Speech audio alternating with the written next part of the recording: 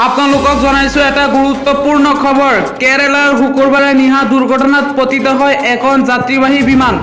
Air ইণ্ডিয়াৰ বিমানখন ডুবাইৰ পৰা কোজিকোডেলৈ উৰা মাৰিছিল যদিও অৱতৰণ কৰাৰ পূৰ্বে এই দুৰ্ঘটনা সংঘটিত হয়। কেৰালাত বিমান দুৰ্ঘটনাত মৃতকৰ সংখ্যা 17 জনলৈ বৃদ্ধি পোৱাৰ বিপৰীতে প্ৰায় অৰ্ধ শতাধিক অতিক্ৰম কৰিলে আহতৰ সংখ্যাই। ডুবাইৰ পৰা কেৰালাৰ কোজিকোড বিমানবন্দৰলৈ অহা এয়াৰ ইণ্ডিয়া এক্সপ্ৰেছৰ বিমানখন ৰানৱেত প্ৰৱেশৰ পাছতে পিছলি দুৰ্ঘটনাগ্ৰস্ত হয়, য'ত আছিল 10 জন শিশু, 2 জন পাইলট আৰু কেবিন ক্ৰুৰ 4 জন সদস্যৰ লগতে 190 জন যাত্ৰী। বায়ু সেনাৰ সূত্ৰত প্ৰকাশ পোৱা তথ্য অনুসৰি মুষলধাৰ বৰষুণৰ ফলতেই সংঘটিত হৈছে এই দুৰ্ঘটনা। উল্লেখ্য যে কেৰালাৰ কোজিকোড আন্তঃৰাষ্ট্ৰীয় বিমানবন্দৰ কেৰালাৰ সকলোতকৈ গুৰুত্বপূৰ্ণ তথা ব্যস্ত বিমানবন্দৰৰ ভিতৰত এটা।